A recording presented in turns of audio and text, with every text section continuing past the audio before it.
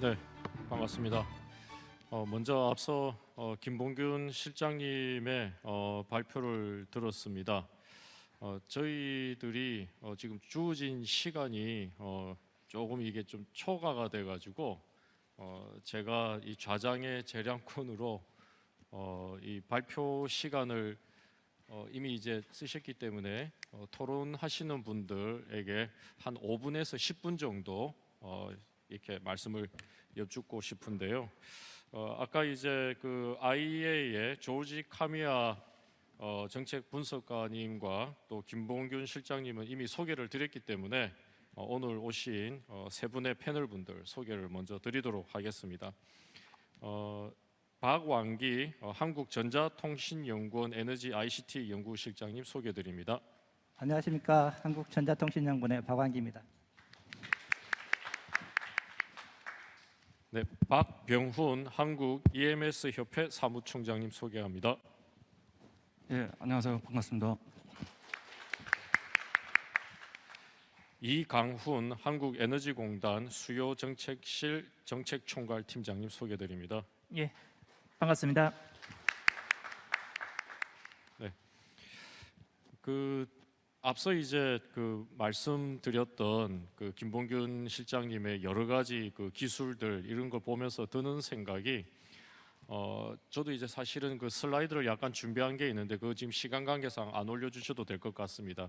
그 슬라이드에 보면은 VPP라든지 P2P 등등 해가지고 나와 있는 여러 가지 기술 행렬들이 있는데 일부러 제가 그 슬라이드를 한 지금으로부터 7년 전쯤에 자료를 갖고 왔습니다. 그러니까 지금 우리가 이야기하는 이런 여러 가지 에너지와 디지털의 이런 융복합 이게 7년 전에도 있었고 또 과거에 이제 2005년 이후에 또 뭐 녹색 성장 이야기할 때도 우리가 있었고요. 물론 이제 지금은 머신러닝과 이런 여러 가지 좀 더 선진화된 그런 것은 분명히 있지만 기술 그 자체의 컨셉은 과거에도 있었다. 그런데 왜 한국에서는 이런 부분들이 조금 더디게 전진이 되고 있는가라는 겁니다. 아까 이제 김 실장님 말씀 들어보면은 그래도 국내에서도 이제 스타트업이 자꾸 생기고는 있지만 그 장표가 한 가지 인상적이었던 게 자금이 들어오면은 훌륭한 인재들이 들어온다고 하셨잖아요. 근데 자금이 들어오려고 하면은 사실은 돈이 될 수가 있어야 합니다. 그게 나름대로의 어떤 이제 너치가 될 수 있는 그런 캐시카우의 역할도 있어야 되는데 그 부분이 선결적으로 해결이 되지 않으면은 이 자금이 안 들어오고 그쪽 분야의 인재와 기업들도 서기가 힘들지 않는가라는 생각이 듭니다. 제가 뭐 긴 말씀 드릴 수는 없고요. 오늘 좌장이라서 얼마 전에 돌아가신 존경하는 이어령 선생님께서 만드신 또 많이 보급하신 단어가 있죠. 디지로그라고 아마 기억을 하실 겁니다. 디지털과 아날로그. 근데 아까 모두의 덴마크의 센터장님이나 또 여러 이미 발제하신 분들의 내용에도 녹아 들어가 있습니다. 이게 이제 스토리가 돼야 되는 거고요. 그래서 게이밍 또 뭐 여러 가지 아까 스트리밍 이펙트 그게 이제 우리가 주어져 있는 그런 디지털 IT 기술을 갖고 뭔가 스토리텔링을 통해서 소비자의 행동 유인을 우리가 극대화하고 그것을 위한 정부의 여러 가지 시책들이 규제 완화가 돼야 되는 어떤 그런 관점이 아닌가 싶습니다. 그래서 이러한 내용들을 바탕으로 해서 오늘 귀하게 모신 세 분들의 의견을 여쭙도록 하겠습니다. 먼저 아까 소개드린 순서대로 박완기 실장님 말씀 부탁드립니다. 네, 안녕하십니까. 한국전자통신연구원의 박완기입니다. 오늘 세션의 주제가 아마 에너지 효율 시장 어떻게 확대할 것인지 또 그린 뉴딜을 어떻게 좀 실현할 것인지 이런 주제인 것 같습니다. 지금 조금 뻔한 얘기로 시작을 해야 될 것 같습니다. 다 아시는 것 같이 탄소 중립을 위해서 가장 친환경적이고 경제적인 부분이 사실 에너지 효율을 향상시키는 것입니다. 이러한 에너지 효율 향상에 대한 부분은 어떤 새로운 재화나 아니면 자원도 필요 없이 마치 에너지를 생산한 것 같은 똑같은 효과를 내는 것을 가져오고 있습니다. 그래서 이것들을 이제 우리가 보통 이제 그 제1 에너지원이라고 좀 하고 있는데요. 이 에너지 효율 향상을 위해서는 보다 어떻게 그 효율적으로 사용할 것인지, 어떤 기술을 제공할 것인지 이런 부분이 좀 중요할 것 같습니다. 그래서 저는 이제 그 에너지 효율을 위해서 그 여러 가지 기술이 있지만 그 중에 하나가 아마 에너지 관리 시스템을 좀 보급을 확대하는 거, 그것이 좀 중요하다고 생각하고 있습니다. 지금도 사실 그 에너지 관리 시스템 좀 보급은 되고 있지만 사실 어느 정도 좀 문제점을 좀 가지고 있습니다. 가장 문제점 중에 하나가 사실 그 비용 대 효과 측면 때문에 좀 많이 고민을 하고 있는 것 같습니다. 그리고 두 번째가 실제 두 번째가 이제 기술적인 측면인 것 같습니다. 사실 그 에너지 관리 시스템을 보급을 하게 되다 보면 우리나라 측면에서는 뭐 센서나 미터링이라는 것들이 좀 그 상대적으로 좀 열악한 상황입니다. 그래서 이러한 기술에 대한 혁신이 좀 기술에 대한 혁신 그리고 산업 발전에 대한 육성이 좀 필요한 것 같고요. 그리고 마지막으로는 수용성이 좀 부족하다는 게 문제가 될 것 같습니다. 사실 그 건물 측면에서 좀 살펴보면 실제 이제 이러한 시스템을 도입했을 때 투자를 하는 그 투자하는 당사자와 사실 수혜를 받는 부분이 좀 다릅니다. 그러다 보니 그 기술을 도입하고 적용을 하는데 좀 머뭇거리는 그런 상황이 발생하고 있습니다. 그리고 그린 뉴딜을 좀 생각을 하다 보면 이제 그린 뉴딜이라는 게 결국은 사회적인 인프라나 아니면 에너지 인프라 이런 것을 통해서 그 녹색 에너지 산업에 대한 새로운 변혁을 가져오려고 하는 이런 내용인 것 같습니다. 실제 이제 이렇게 이제 녹색 에너지 산업, 그 그린 뉴딜을 실현하기 위해서는 우리가 기존에 생각하지 못했었던 그 기술의 혁신이 좀 필요합니다. 이러한 기술을 혁신을 위해서는 우리 연구진 또 그리고 산업계 그리고 국가에 대한 지원이 좀 많이 필요하다 할 수 있을 것 같고요. 다시 한번 정리를 하면 사실 그 에너지 효율화 측면에서는 수요자들이 충분히 받아들일 수 있는 첨단의 기술을 가진 시장에서의 경쟁력을 가진 기술의 보급 확산이 필요하고요. 그린 뉴딜을 위해서는 에너지 기술에 대한 그 기술 혁신에 대한 부분이 필요합니다.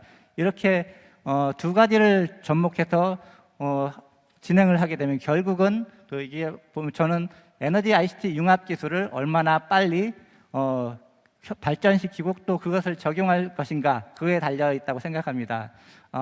에너지 ICT 융합 기술을 저렴하게 좀 공급을 하고 좀 더 표준화도 좀 추진을 하고 그리고 기술을 리드할 수 있는 부분 이런 부분을 통해서 결국은 우리가 시장을 주도하면 탄소 중립 20을 위한 그런 우리 목적을 달성하지 않을까 이렇게 생각을 하고 있습니다. 감사합니다. 네, 박완기 실장님 말씀 감사드립니다.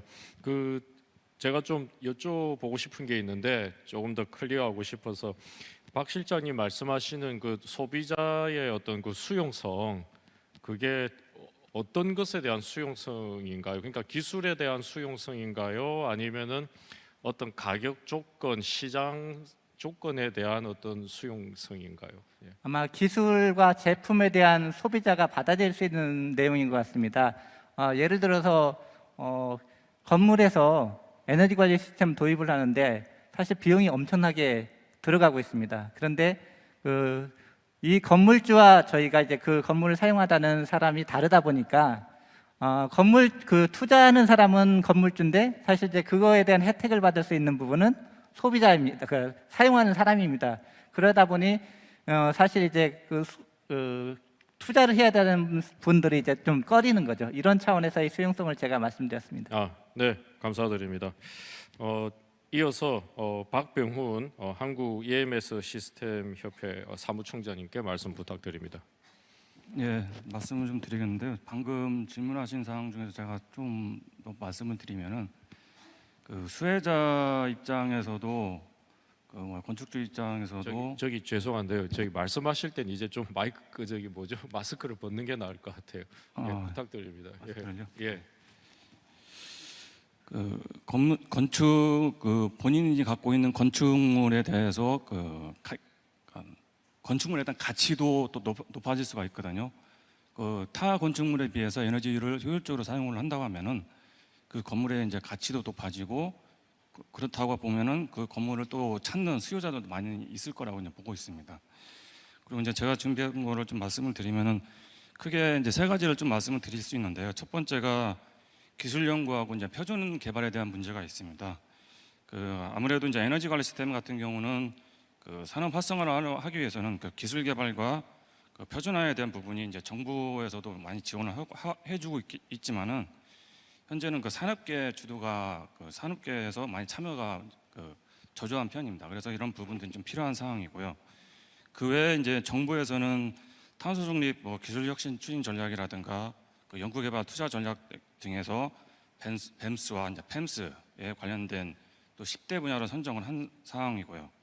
그리고 산업통상자원부에서는 2050 탄소 중립 표준화 전략 안에 뱀스와 팸스를 포함한 상태인데 정부에서는 이렇게 적극적으로 지원을 해주고 있지만은 아직 산업계의 주도가 좀 약간은 저조한 편이라는 거는 좀 말씀을 드리고요.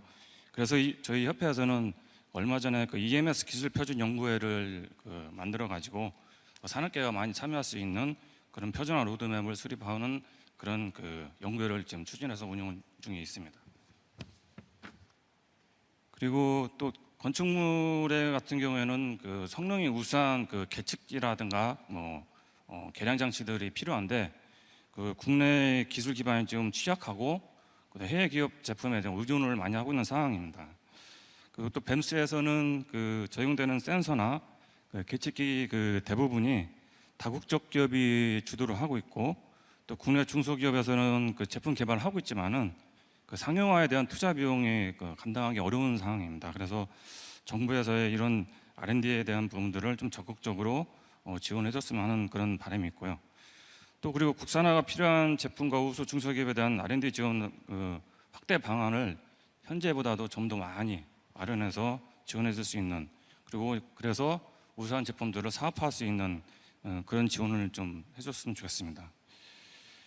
그리고 또 하나는 에너지 데이터에 대한 활용 문제인데요. 에너지 데이터를 활용하려면은 저희가 이제 개인정보 동의에 대한 절차와 보안 수준 등이 상당히 복잡하고 또 동의가 필요한 상황입니다. 그래서 이러한 부분들을 좀 활용에 대한 절차라든가 이런 부분들을 개선을 해서 에너지에 대한 데이터를 개방해서 활용할 수 있는 그런 방안을 좀 마련해 주셨으면 하는 게 정책적인 좀 지원 사항이 되겠고요.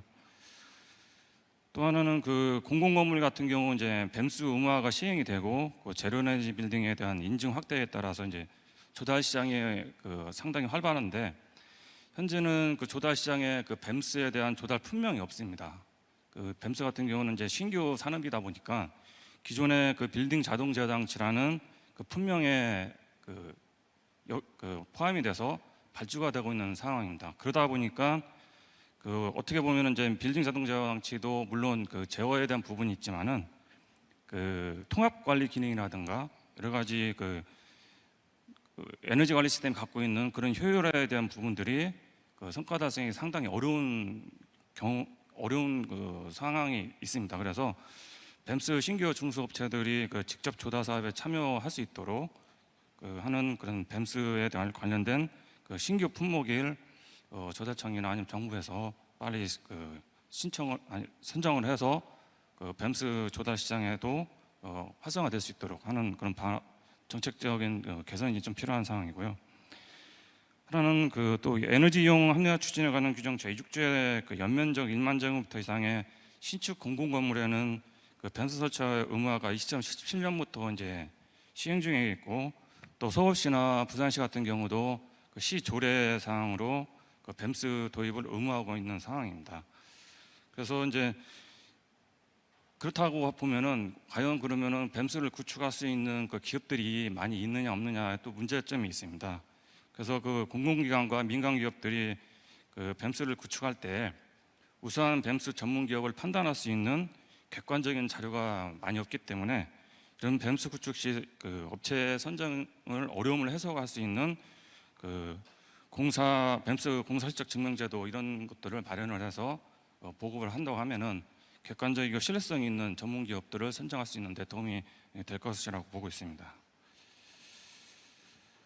그리고 이제 마지막으로 제일 중요한 거가 인력 양성에 대한 문제가 있습니다. EMS 같은 경우는 해당 솔루션을 설치하고 끝나는 게 아니고 건물이나 공장에 EMS를 설치를 했으면은 그 공장이나 건물이 없어질 때까지 지속적으로 운영을 하고 활용을 해야 되는데 그런 전문 인력들에 대한 공급이 많이 적기 때문에 이런 EMS를 설치를 하고 효과적인 에너지 절감 성과를 달성할 수 있는 그런 전문 인력들이 많이 필요하다고 보고 있습니다.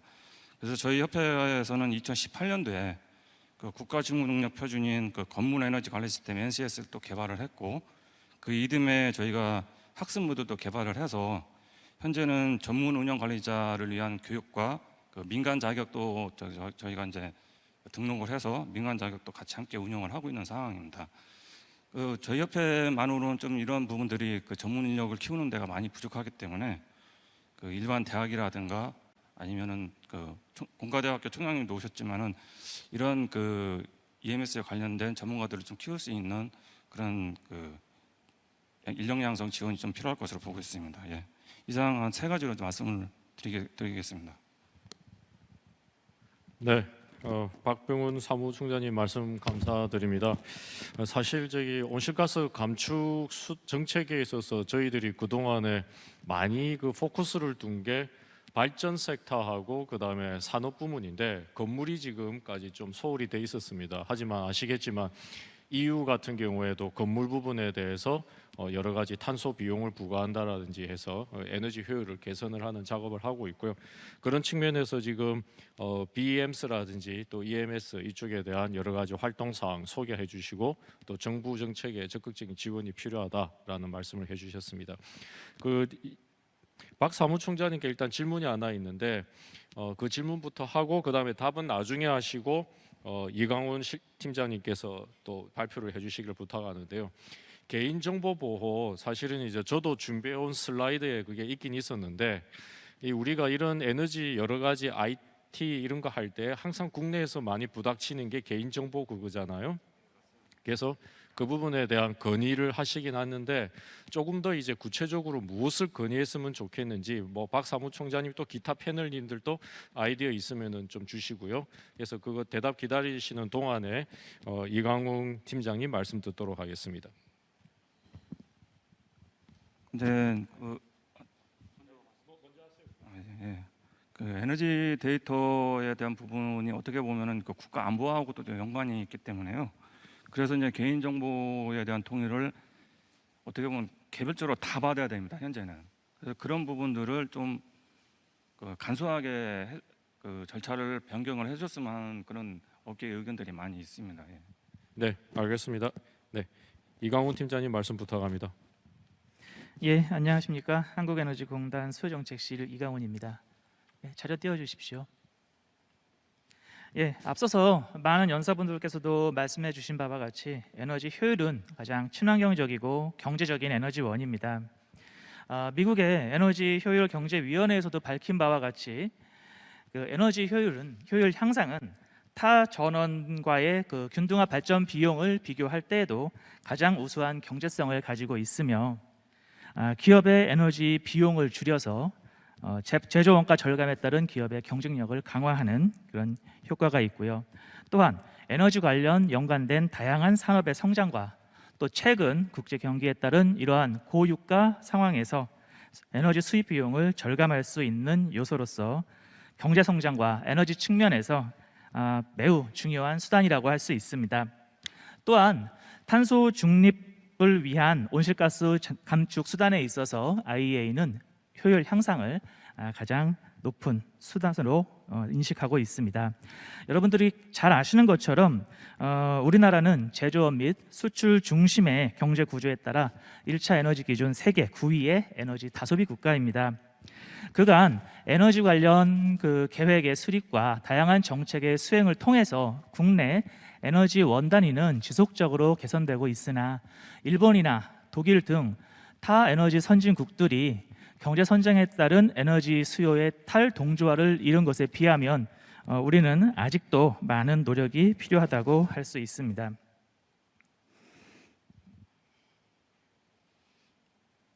예,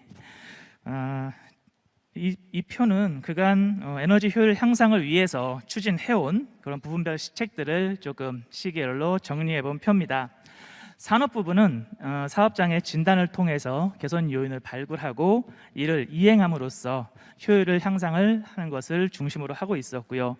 건물 부분은 설계 단계부터 고효율 에너지 절약형 건축물을 설계하고 이를 보급 확대하는 정책을, 수송 부분은 효율 등급 제도를 통해서 소비자는 보다 효율이 높은 자동차를 구매할 수 있도록 하고 제조사는 보다 높은 효율의 자동차를 만들 수 있도록 유도했으며, 또 공통 부분에 있어서는 산업체가 설비 개최에 필요한 자금을 보다 편리하게 융통할 수 있게 하고, 그리고 가전제품과 같은 또 산업에서 필요한 전동기와 같은 이런 공통기기에 대해서 고효율 인증제도라든가 효율 등급제도를 꾸준히 추진해 오고 있었습니다. 즉 기기 및 설비의 효율 향상을 통한 에너지 이용 합리화 시책이 주를 이루고 있었습니다.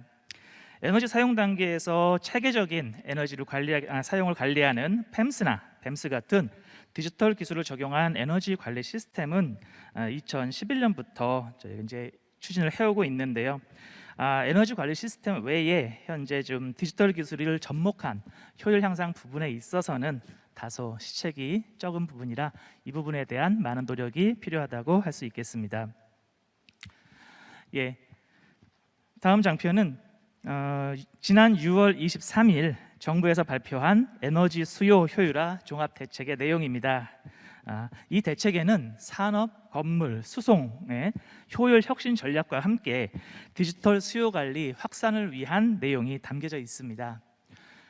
먼저 데이터 기반 효율 혁신 R&D와 관련하여 데이터 기반 최적 제어 기술 및 설계 진흥화, AI 기반 거주자 맞춤형 제어 기술, 그리고 에너지 소비 분석 및 시뮬레이션 자동화 기술 등을 추진할 계획이고요. 아까 말씀 주신 한국형 그린 버튼 구축을 위해서 애기평, 한전 및 많은 에너지 기업들이 참여하는 한국형 그린 버튼 얼라이언스를 발족하고 다소비 사업장의 전력, 가스, 열 등 이러한 에너지 사용량과 에너지 진단 결과 등의 정보를 제공하는 통합 플랫폼을 개발하여 정보 제공을 통해서 새로운 수요 관리 비즈니스의 창출을 도모할 계획입니다. 이어서 디지털 트윈 기술을 활용하여 건축물의 에너지 수요 분석과 예측을 통한 최적의 에너지 활용 방안을 도출할 예정이며 대학, 백화점, 그리고 데이터 센터 등을 대상으로 실증 사업을 추진할 계획입니다. 예, 마지막으로 AI 원격 부하 관리 기능이 탑재된 스마트 가전 기기의 보급 확대를 통해서 전력 피크 관리 및 에너지 전략을 도모하고 에너지 관리 시스템의 보급 확대를 통해 디지털 수요 관리 시장을 확대할 예정입니다. 이와 함께 여기에 넣지는 않았는데요. 디지털 수요 관리 확산을 위한 개시별 요금제의 확대 도입을 또한 함께 추진할 예정입니다. 정부의 종합대책 및 개시별 요금제 등 요금제의 확대 등이 원활하게 추진된다면 디지털 기반의 효율 향상 시장의 창출을 통한 신산업 육성과 보다 효율적인 에너지 효율 향상을 이룰 수 있을 것으로 기대하고 있습니다. 예, 이상입니다. 네, 감사합니다. 우리나라에서 에너지 효율 개선을 위한 제일 대표적인 기관인 에너지공단의 이강훈 팀장님께서 말씀해 주셨습니다. 신정부에서 에너지 효율 개선이 가장 핵심적인 어떤 탄중 정책의 수단인데 앞으로 많은 활약 부탁드립니다. 저희들이 사전 질의를 받은 게 여러 개가 있는데 시간 관계상 그거를 다 지금 말씀드리기에는 좀 힘들 것 같고요. 세 개를 일단 추렸습니다. 이 사전 질의가 굉장히 수준이 좀 높습니다. 높은데 그 부분에 대해서 제가 그냥 제 편의상 우리 발제자님들을 임의로 선정을 하겠는데 혹시 또 다른 패널님들께서도 보조 발언 하시겠으면은 또 언제든지 웰컴이고요. 첫 번째 질의는 뭐냐면은요. EERS 아까 이 팀장님 말씀하셨던 것 안에 들어가 있는데 제도 추진 현황과 전망인데 특히 질문이 ETS 배출권과의 연계 방향입니다. 이 부분에 대해서 대답 준비해 주시고요. 이강호 팀장님께서 그다음에 두 번째는 박완기 실장님께 부탁을 드려야 될 것 같습니다. P2P 전력 거래 사업 활성화 방안이 어떤지 말씀을 주시고요. 일단 두 분 말씀 듣도록 하겠습니다. 예, ERS 제도의 추진 현황과 전망, 특히 ETS에 대해서 좀 말씀을 해주셨는데요.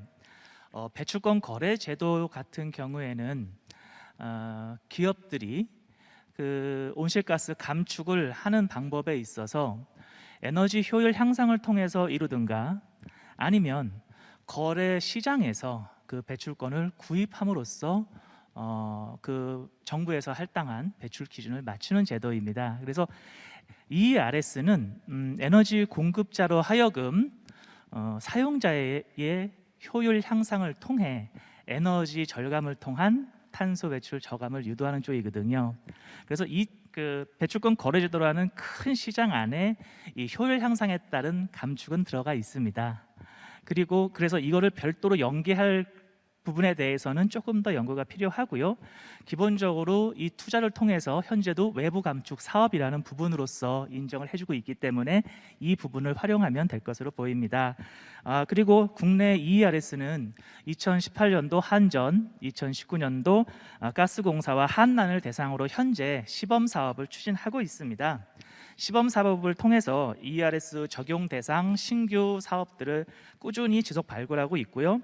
또한 에너지 절약 성과 측정을 위한 MMV 가이드라인 등을 현재 개발하고 있습니다. 좀 전에 제가 말씀드린 그 정부의 종합 대책에 에너지 이용 합리화법 개정을 통해 국내 ERS의 본격 도입을 밝힌 바 있습니다. 현재 제도 도입을 위해서 중장기 효율 향상 목표 그리고 의무 대상, 공급자 부담 완화를 위한 투자비 보전 방안, 그 다음에 미이행 시 페널티 방안, 기타 또 추가적인 절감량 MMV 방안들을 집중 검토하고 있고요. 이를 바탕으로 곧 아마 올 말 내년 에너지용 합리화법령의 개정을 추진할 것으로 판단됩니다. 네, 감사합니다. 네, 이어서 박완기 실장님 부탁합니다. 네, 그 P2P 전력 거래 사업을 그 활성화시킬 수 있는 방안에 대해서 좀 답변을 드리겠습니다. 현재 우리는 이제 지금까지는 대형 에너지 유틸리티 사업자인 한전으로부터만 실제 전기를 구매하여 사용하고 있습니다. 그래서 지금 제가 그 실제 이제 P2P 거래에 대한 그 R&D 과제를 수행하고 있지만 주민들을 대상으로 이제 그 실제 그 서비스를 하기 위해서 가서 P2P 거래를 할 수 있다, 아니면 그 전기를 이웃집에서 살 수 있다, 이런 거를 말씀을 드리면 사실 그게 가능해? 어떻게 하지? 이런 말씀들을 하십니다. 사실 이제 그러한 인식을 그 바꾸기 위한 좀 홍보나 뭐 이런 것부터 좀 필요할 것 같고요. 실질적인 상황에서는 이제 제가 두 가지 정도 부분으로 좀 나눠서 이렇게 살펴보려고 합니다. 첫 번째가 이제 법 규제적인 측면입니다.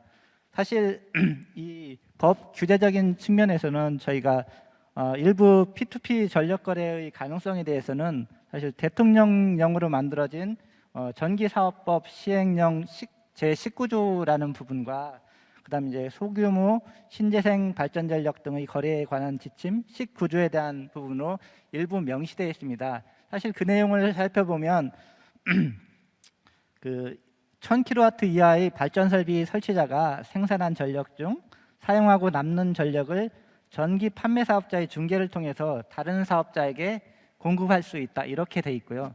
또 하나가 이제 전기 판매 사업자는 공급되는 전력의 요금 채권을 전기 판매 사업자가 부과하는 전기 요금에 반영하여 정산해야 된다, 이렇게 돼 있습니다.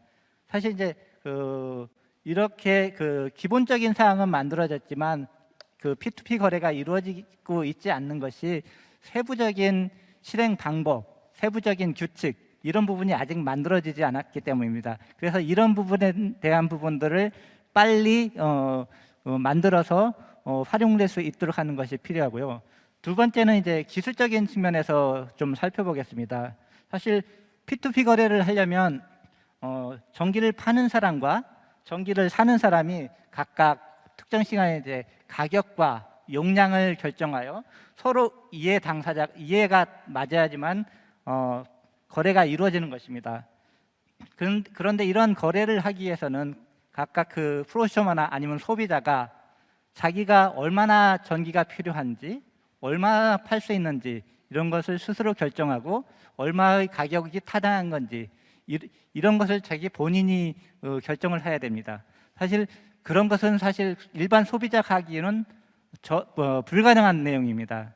그래서 이런 부분들을 시스템이 알아서 해결해 줘야 되고 이런 기능을 실제 이제 그 ICT 기술을 도입을 해서 특정 시간에 이제 이 사람이 얼마만큼 그 전력이 남겠는지 얼마나 필요하겠는지 그리고 이제 또 그 거래에 참여한 사람이 뭐 서로 그 상호 이익이 그 다 가져와야 되기 때문에 공평하게 이익을 분배해 줄 수 있는 그런 가격 산정이라든지 거래 매칭 방법 이런 것들에 대한 시스템적인 기술이 필요하다 할 수 있습니다.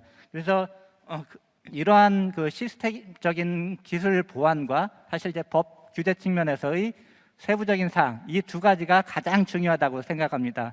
또 나가서 한 가지를 더 말씀드리면 현재의 그 법 및 규제 규칙에는 전기 판매 사업자 즉 한전이나 구역전기 사업자들을 통해서만 하게 돼 있는데 소규모 전력 중개 거래 사업자처럼 이런 P2P 거래도 중간에서 서비스를 해줄 수 있는 그런 사업자들의 도입이 필요하다 할 수 있습니다.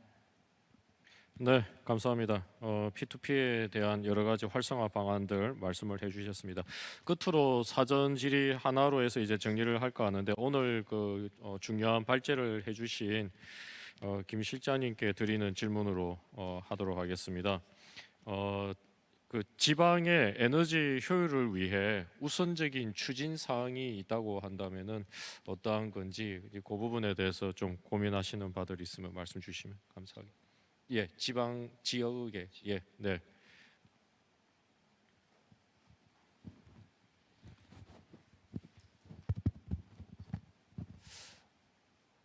예, 사실 사전 질문을 잘 인식을 지금 굉장히 어려운 질문을 주셔서 지방의 그런 좀 이런 내용을 좀 확산하고 이런 질문을 하신 것 같습니다. 아무래도 이제 에너지라는 게 앞서 말씀드린 것처럼 우리의 실생활하고 연결돼 있고 또한 이 사람들의 행동 패턴 또는 산업 구조하고 연결이 되어 있기 때문에 지역의 각 특성 각 구성하고 있는 뭐 산업 단지라든지 지역의 어떤 경제 체제라든지 이런 것들하고 매우 연결이 많이 되어 있을 것 같습니다. 저는 그런 점에서 지역 문제에 있어가지고 좀 예전에 뭐 산업 혁신 쪽에서는 지역 특화 사업 이렇게 진행을 했다면 에너지 쪽에서는 그 에너지 특화 지역 이런 쪽으로 에너지를 어떻게 소비하는 행태를 가지고 있는 건지에 맞춰서 지역 에너지 전략 같은 경우도 좀 수립을 해서 좀 진행을 하면 좋을 것 같고요. 이것이 실제로 작동이 되기 위해서는 에너지 쪽이 가지고 있는 도메인 날리지가 매우 셉니다. 이게 그래서 최근에 이제 에너지 벤처들, 에너지 스타트업 오늘 2부 순서에 많이 발표하시는데 나름대로의 도메인 날리지를 돌파해서 이제 오신 분들이죠. 아무래도 이 지역에서는 그런 도메인 날리지를 확보하는 인력들이 무엇보다 중요할 것 같고 그런 점에서 오늘 나오신 한전공대 총장님의 역할이 매우 클 것 같습니다. 이상입니다. 네, 감사합니다. 오늘 굉장히 지금 시적절한 주제를 가지고 발제와 또 세 분의 패널 또 토론을 가졌습니다. 저희들이 한 시간을 한 5분 정도 앞당겼습니다. 뒤에 세션을 위해서 그랬고요. 그 학교에 있는 사람 입장에서 볼 때 이렇게 새로운 어떤 스타트업 기술들을 하는 친구들, 뭐 학교 학생들도 있고요. 또 교내에 들어와 있는 여러 또 스타트업 업체도 있습니다. 그래서 몇 번 기회가 있어가지고 이야기를 나눠보면은 솔직히 저는 조마조마해요. 예를 들면은 한 2005년, 7년도 그때 제가 이제 에너지 트레이딩에 대해서 굉장히 뜨겁게 학생들에게 말했는데 이게 그들 중에 에너지 트레이딩에 대해서 관심이 있는데 국내에서 잡이 없으니까 결국은 이제 홍콩, 싱가포르, 일본으로 나갔죠. 지금 또 잘 지내고는 있습니다. 근데 그건 잘된 케이스고요. 어떤 경우에는 여러 가지 첨단 기술로 무장은 했지만 국내 비즈니스 모델을 이렇게 정착시킬 수 있는 계기가 없다 보니까 타 업종으로 간 케이스들이 또 많고요. 근데 이제는 뭔가 오늘 그 네 분의 말씀 들어보니까는 많이 바뀔 수 있을 것 같습니다. 아까 또 개인정보보호법 그린 버튼제라든지 이런 것들에 의해서 좀 돌파구도 마련될 수 있을 것 같고요. 그래서 첫 번째 세션은 그런 희망을 갖고 마무리 짓고 두 번째 세션에 좀 더 또 이제 이런 기술적인 부분에 대해서도 또 이야기 나눌 수 있을 것 같습니다. 네, 이 끝까지 또 참여해 주신 우리 또 발제자분들 또 패널분들 감사드립니다. 마치겠습니다.